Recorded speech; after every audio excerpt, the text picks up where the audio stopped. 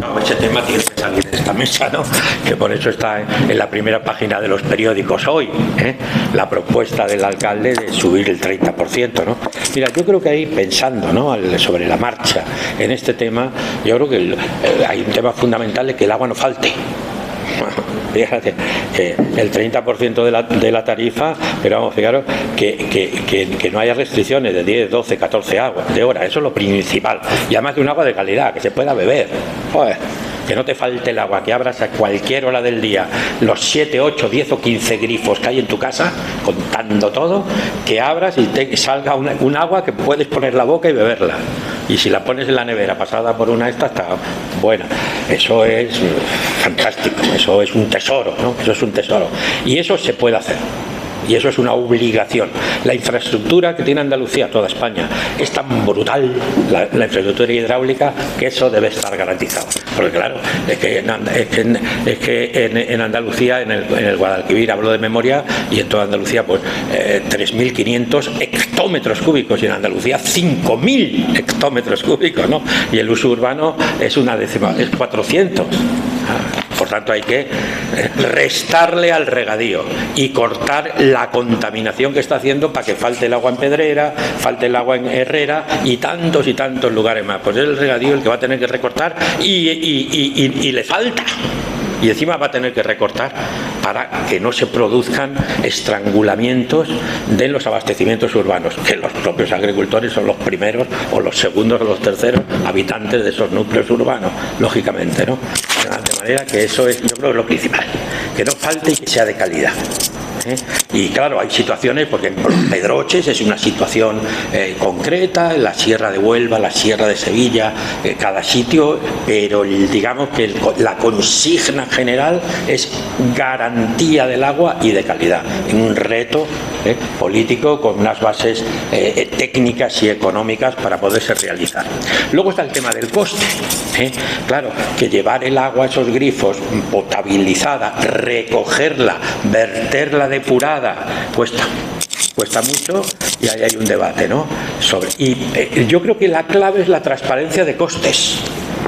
La clave es la transparencia de costes. ¿Qué es lo que más cuesta?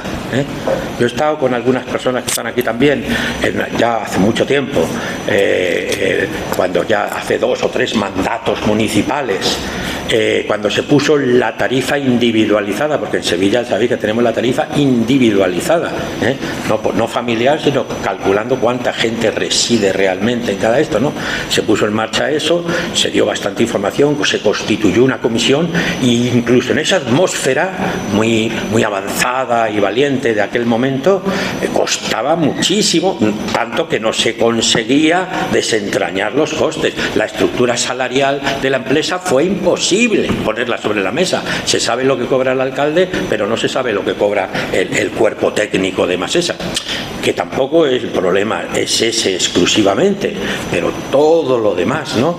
Y puesto en clave, y además se puede hacer, porque en general, pues no hay por qué pensar que haya ninguna cosa rara. Se pueden discutir algunas cuestiones, pero sencillamente poner sobre la mesa, y si estamos a favor de cubrir esos costes, pues la tarifa los tiene que cubrir. Y ahora viene la estructura tarifaria y cómo se reparte, la progresividad que hay también, que ya de hace mucho antes que la factura individualizada por personas residentes, está la progresividad, que eso es algo que en el mundo del agua estamos acostumbrados, incluso la empresa privada lo hace, y es una cosa totalmente anticomercial.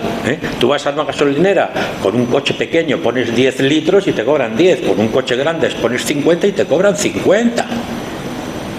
No te cobran más porque pongas más gasolina.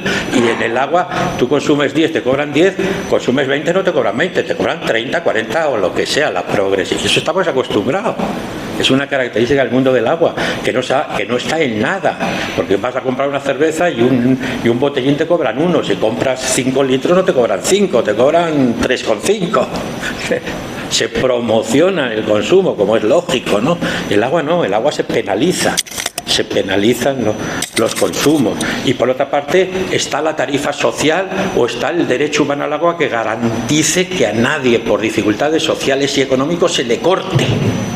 Hombre, y con todo esto hay mimbres para social y democráticamente en una empresa pública discutir cuáles son las decisiones financieras a tomar, ¿no?